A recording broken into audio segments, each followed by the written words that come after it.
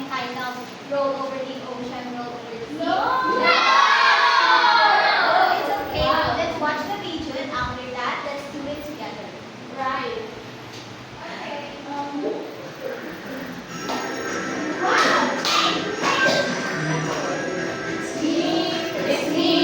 It's me who loves community. It's me with the community. It's me who loves community. It's me who feels community. La la la, roll over the ocean, roll over the sea, roll over the ocean in the deep blue sea. Hey, roll over the ocean, roll over the sea. Hey, roll over the ocean in the deep blue sea. It's you with community. It's you with community. It's you with community. It's you with community. La la la, roll over the ocean, roll over the sea, roll over the ocean in the deep blue sea. Hey, roll over the ocean, roll over the sea. Hey, roll over the ocean in the deep blue sea. It's us with community. It's us with community.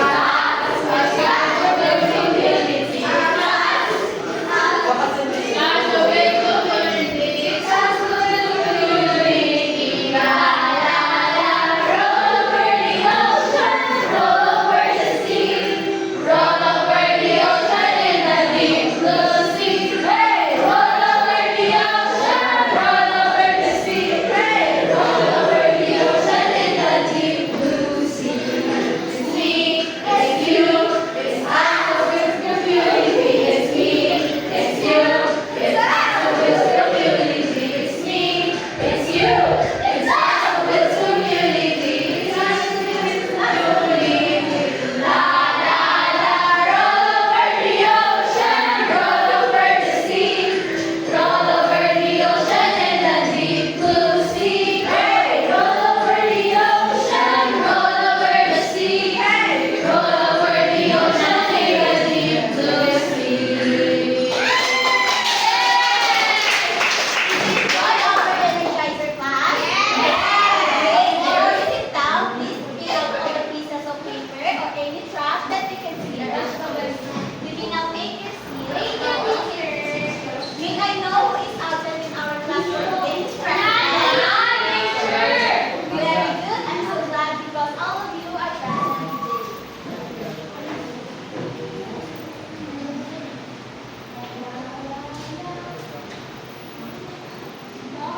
In our classroom, what against the rule that each of you must follow? At the top of three, please read. Listen attentively. Engage respectfully.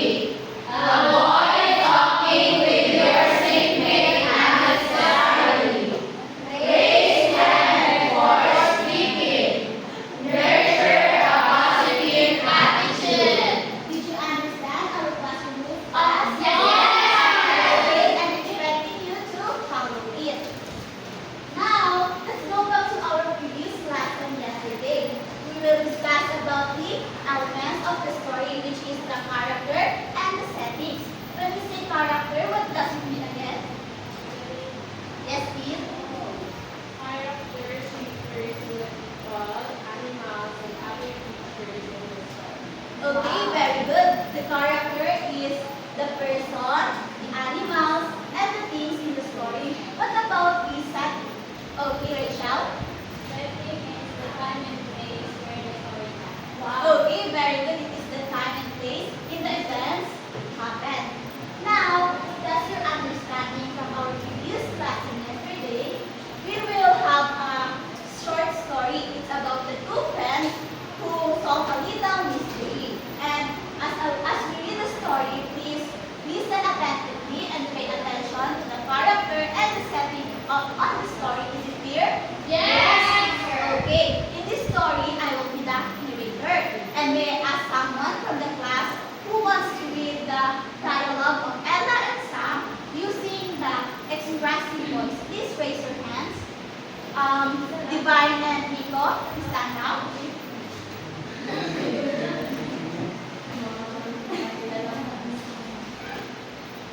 Wow! Please read the title of our story. 1, 2, 3, read. The Missing Lunchbox.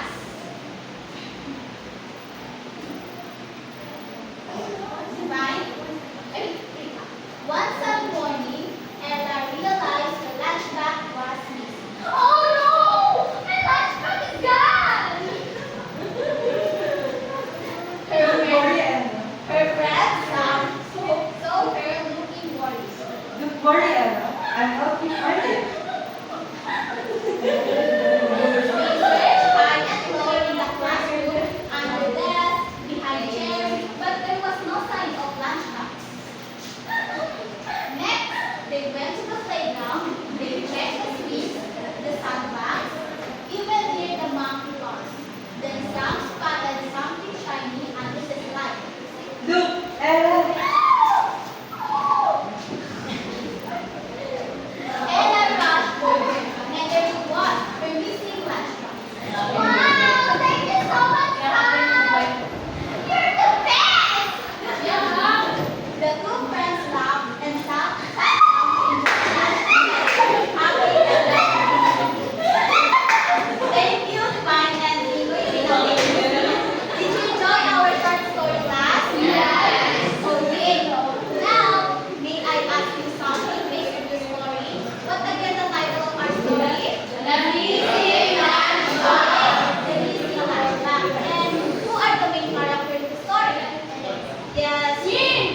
Ella and Sam. Very good. The main character in the story is Ella and Sam. Then, where does the story take place? In the school. Nico? Okay, very good. At the school and at the playground. Now, for this session, we will discuss about at the top of the tree, please read. 1, 2, 3, read. Identifying the sequential type. And at the end of our discussion, you are expected to meet our learning objectives. At the top of here, please read. 1, 2, 3, read. Objectives. Again, grade 4 learners will be able to identify the sequence of events, beginning, middle, end, in a short story.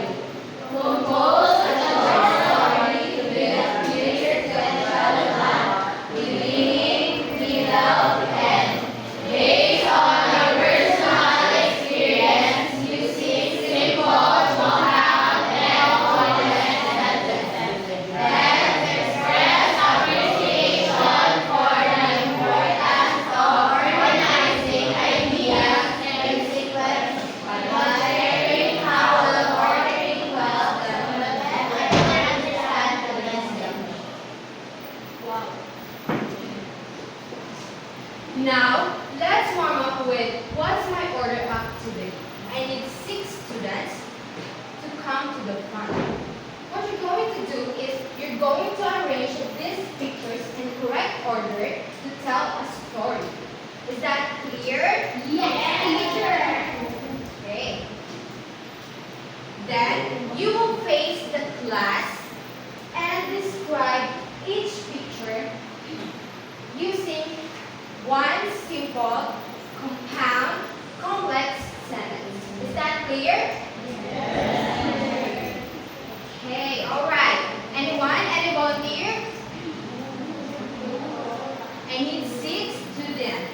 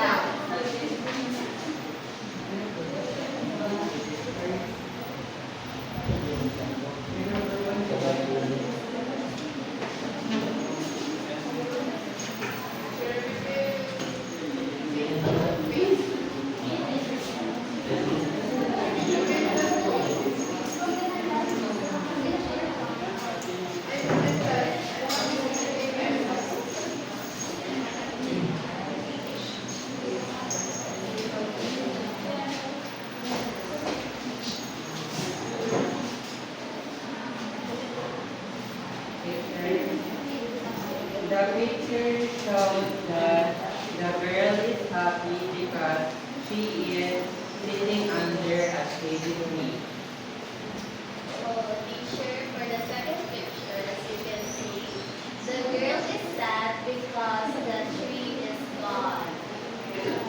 The third picture shows the forest ranger and the girl talk. And I think the forest ranger, what happened? So the kids are making posters about grade 10. They are having fun. And for the fifth picture, on a country day, the kids try to listen they look happy. And this picture shows a girl that is smiling beside her class. Wow! You created an interesting story, but before you take your seat, please put the pictures back on the board. We'll In revisit your order. story later, and we'll check if the sequence is correct. In order.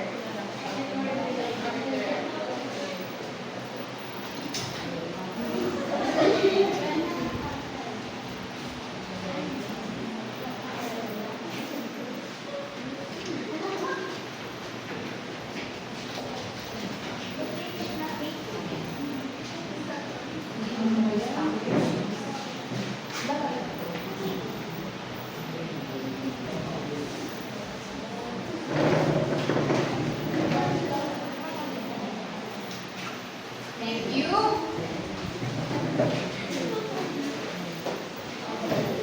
As we go on to our next topic, I want you to remember these words.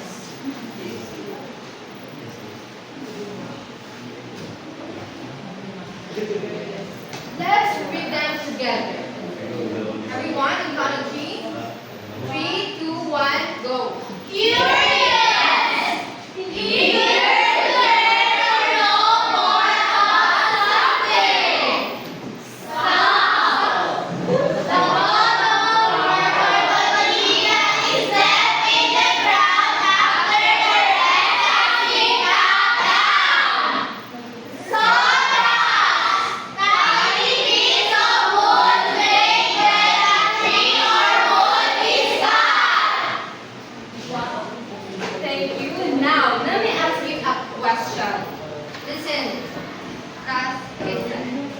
Do you have a favorite thing in your life that but has lost? Yes! Did you try to find it? Yes! Find it? Okay. We will read a story that relates to this experience. But before that, I want you to remember this question because we'll answer it later. Is that clear? Yes. Please read the question. How did Luna feel at the end and why? Now, class, I want you to prepare your ear to listen to our story carefully. So, who wants to have short storytelling? I want a story. Okay, so looks like everyone pick one story. Muna.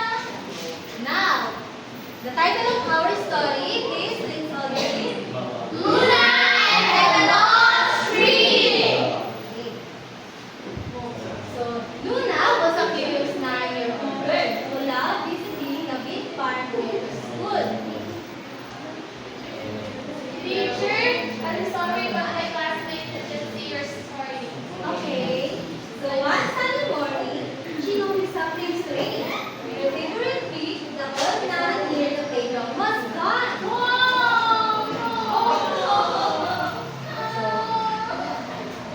All that was left was a big stump, and so Luna felt sad and decided to find what happened. She asked the park gardener, Mr. Andres, who explained that the tree was cut down because it was sick and hollow inside. Oh no, what happened? But Luna still wanted to help the park. So she talked to her teacher and classmates to plant a new tree. together, they make a poster, talk to their parents, and even root for a mayor. After a week, they held a plant a 3-day in the park. Lots of kids and parents came to help. Wow. By the end of the day, Luna and her friends planted 5 young trees, including a new null sapling for the one who used to be. Luna smiled, knowingly they made different for the environment. Now, every time she visited the park, she felt proud of what they have done. So, do you enjoy the story, class? Again, what was the title of our story? Teacher, Daniela? it's Luna and the Lost Tree. Alright, it's Luna and the Lost Tree. Now, why does Luna feel sad? Yes, Divine? Because the tree was gone. Oh, that's right, because her favorite tree was gone. So why does Luna's favorite tree was cut down? Because it is Yes, Pauline? because it is the tree is sick and That's right. So the park gardener, Mr. Andres, decided to cut down her favorite tree because it was sick and hollow inside. Now, what did Luna and her friends do to help the park after the tree was removed? Yes, Elaine? they organized a plant a tree day. No, very good. They organized a simple activity which is plant a tree day. Wherein they plant a new trees. Now, let's go back to our motivation question earlier. And let's answer it. So now, how did Luna feel at the end and why? Yes, Elaine? Teacher, Luna proudly watches a new narrow tree being planted, being happy and hopeful for the nature. Very good. So Luna feel happy and proud of what she did. Now, if you were Luna, in what ways could you protect our nature? Joyce? Teacher, I will plant trees because it is one way of protecting our nature. That's right. That's right. At home, planting a new trees, we can protect and enrich our environment for our generation and for future generations to come.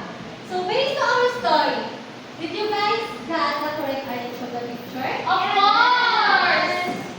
Very good. So you exactly arranged the picture correctly. So because of that, please give yourself a 5 clap. So today we're going to discuss about identifying the sequential plot type. But before that, just someone tell me what is sequential plot? Or do you have any idea about it? Let's see. Where it is the sequence of the story. Okay, very good. Thank you, Nico.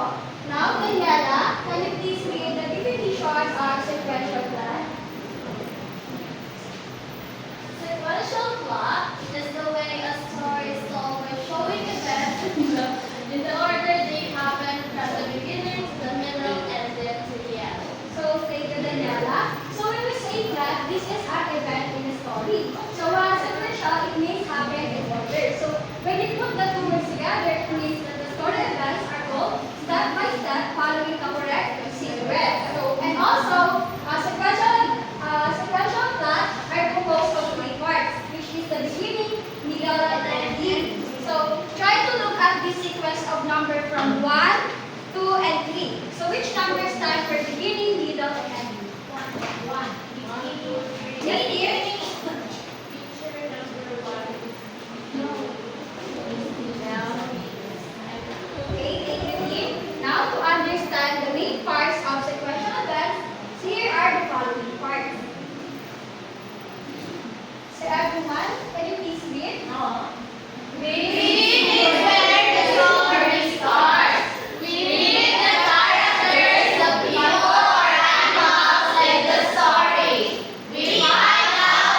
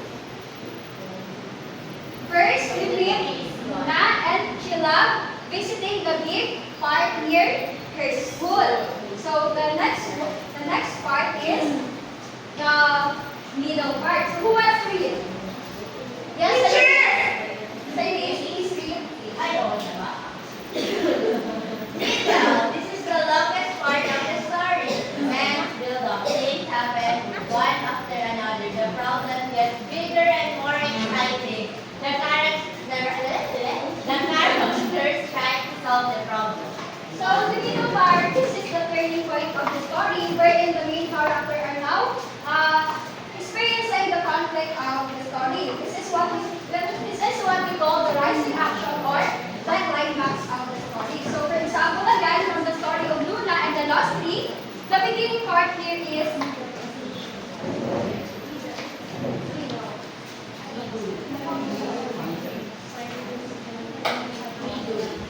so the beginning part here is Luna discovered. So the middle part here is Luna discovered that her favorite narrative was Easting. So now let's proceed to the last part. Our last part, which is the ending. So who was teacher? Teacher. Elaine. Ending. This is where the story finishes. The problem is solved. We learn the lesson or see the result of the adventure. The story wraps up nicely. Okay, thank you, Elaine. So Abby, from the work itself, this is the last part of the story where the main character are now resolving the conflict of the story. So again, from the story of Luna and the Lost Tree, the ending part here is yes, Shane, who wants to answer? Who wants to answer? When Luna organized a planting day and they plant a tree, I think that is the ending. Okay, thank you, Shane.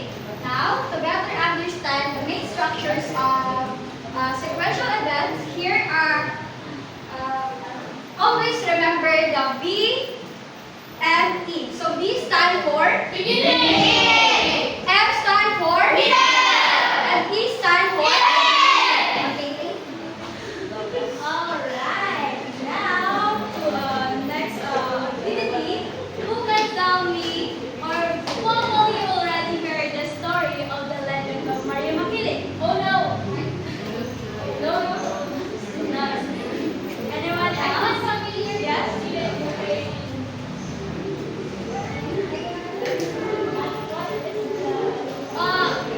But can you please sit down? I am going to ask you again. Who among you already heard the story of Maria Makiling? None? Who already heard the story of the legend of Maria Makiling? Just raise your hand if you already heard of the story. Or familiar of the legend of Maria Makiling? You're writing it for me. I forgot. None?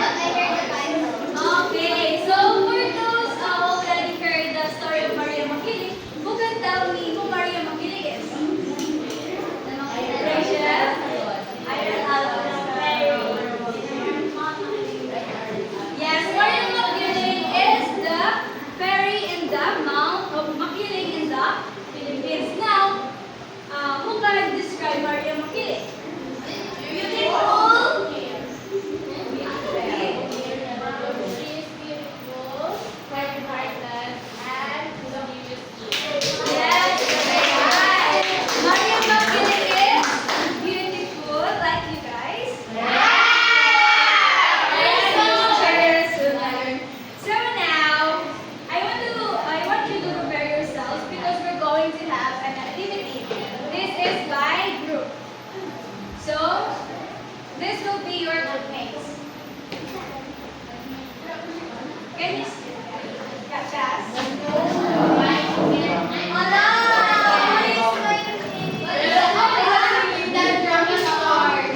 Oh my God!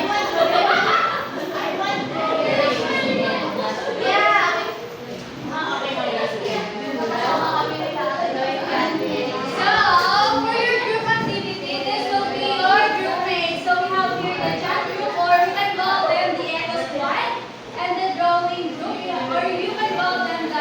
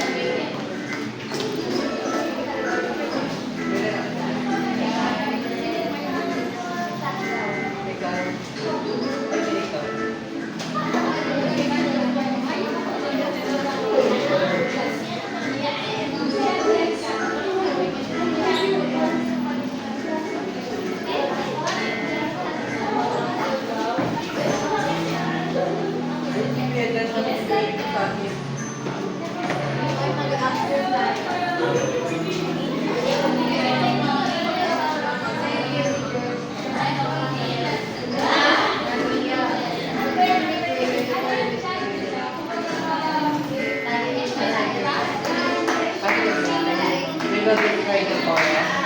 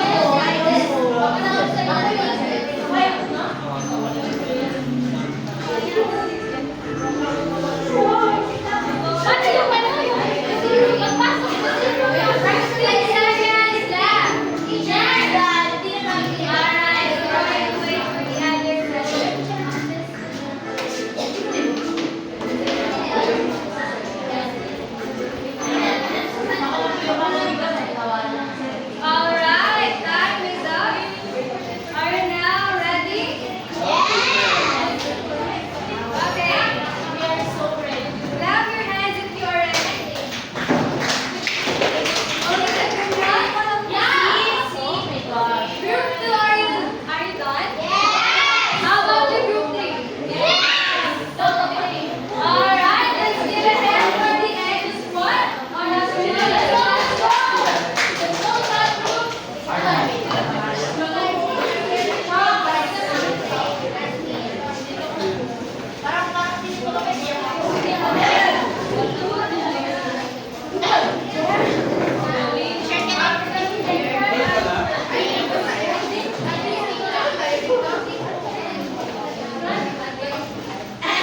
Alright, pay attention for the group one.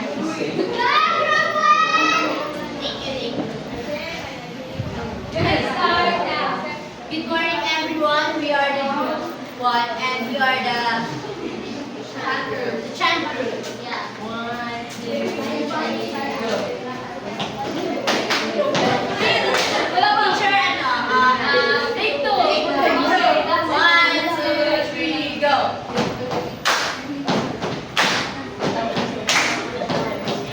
She got it in shine for you and her. She gives it a golden hand, helping farmers across the land. Betrayal comes, heartbreaks fade, a trusted friend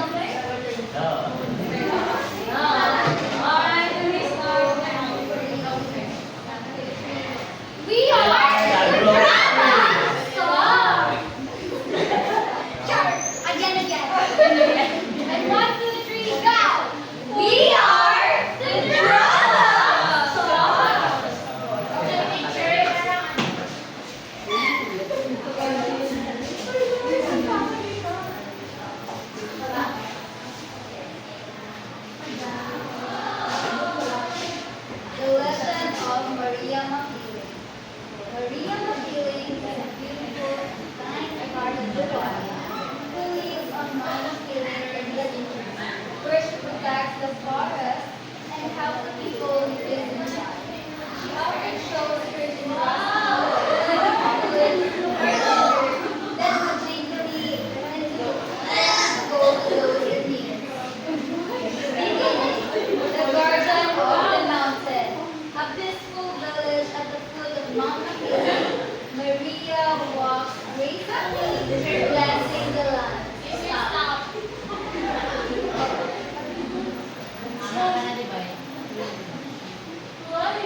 Take this, and may your harvest be plentiful. Thank you, Maria. You are the fortune of all the Lord.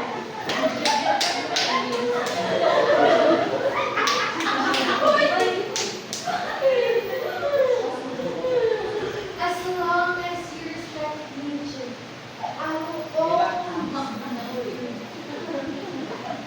Rita, love and betrayal. The village. Maria meets a man who pretends to love her, but his intentions are selfish. Maria, your beauty and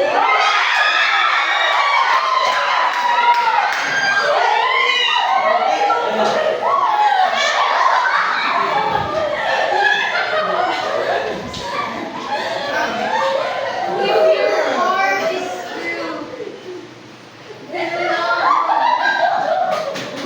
If your heart is your, then love will grow like the tree of my mountain. But the man did not prepare the love. He took Maria's gifts and sold them, betraying her trust. You want to save me! You take the kindness and turn it to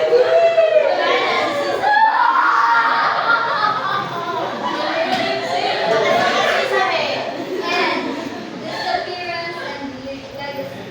Mount Makiling, now quiet and untouched. Maria, filled with sorrow, vanishes into the mountain. She is never seen again.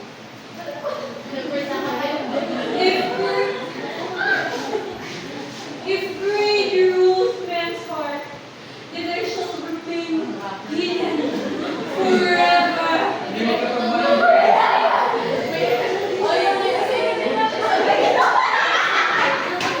She's gone.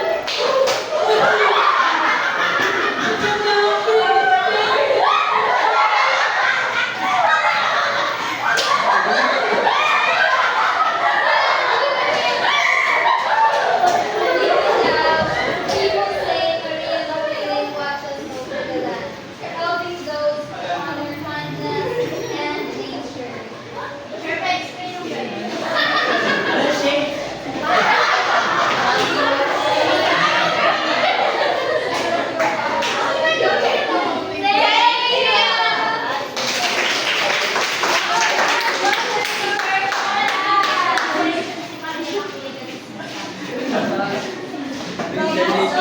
Outstanding performance. I'm here to love your energy and your heart. By that, you will be given also. Thank God. Let's give them a round of applause. Alright, I can see that all of you have a good observation of the correct order of the segments of the story. So right now, we're going to have another short activity. This is individual. I will be giving you 3 minutes to do this. So, yeah, you can go back to your proper segment. Alright.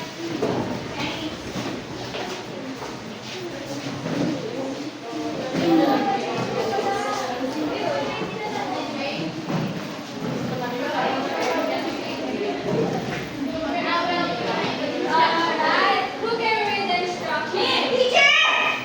What about me?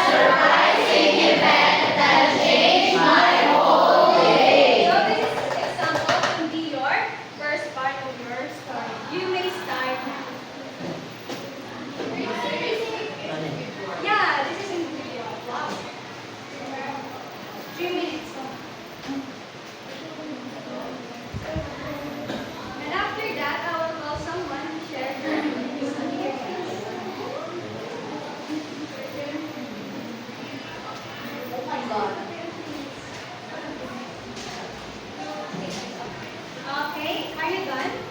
Yes. Yeah, so can I call someone to share her experience? You can raise your hand. Zaira? Here.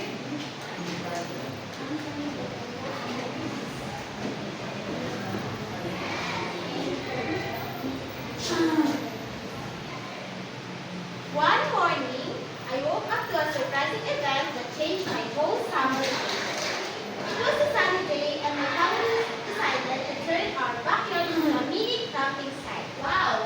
We set up a tent, made s'mores over a bonfire, and spent a day playing outdoor games together. It was such a fun and memorable experience. We bonded as a family and created stories that are always treasured. Thank you for sharing your experience during your summer vacation, and I am so glad that you were able to use complex compound sentences in your story. Now, to review what you've learned today, let's have a short activity. Everyone, please read our directions.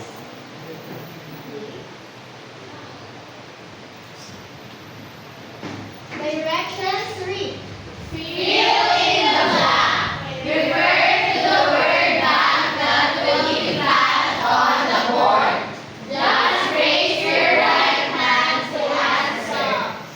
So, in this activity, I want you to write in the blank the possible answers that will complete the thoughts in each sequential Plato structure, which is the beginning, middle, and ending. So, just raise your right hand to answer, and you don't need to shout before.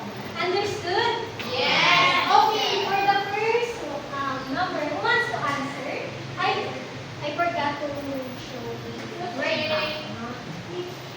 So this will be the time for you to answer. Shane, what's your answer first?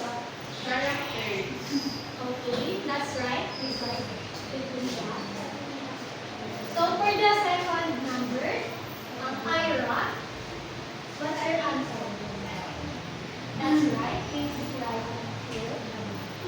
Okay, for the third number, Elaine, what's your answer? Well, that's right. Please write it in drawing.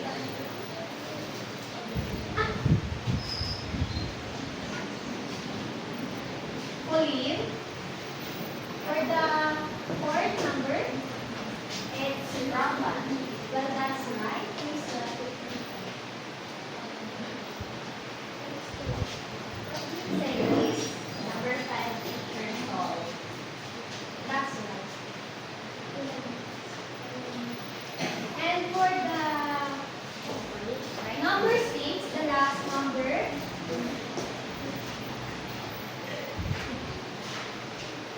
Anjali, what's your answer, number 6? That's right. Please write it in.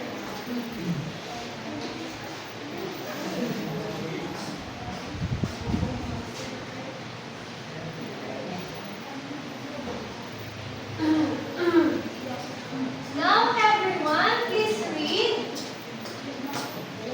Reading.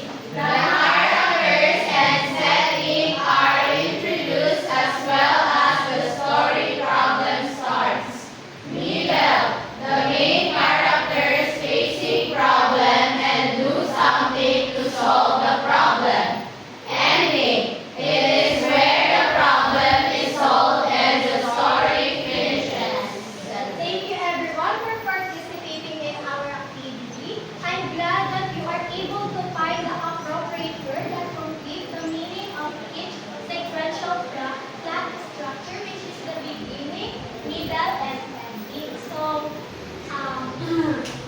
we know that we know that sequential class are composed by these, and can I know from you what is sequential class? Or what do you think, what comes in your mind when you heard, what again now sequential class? Again? Ira? Order of the events. Well, that's right. That is the key description. So,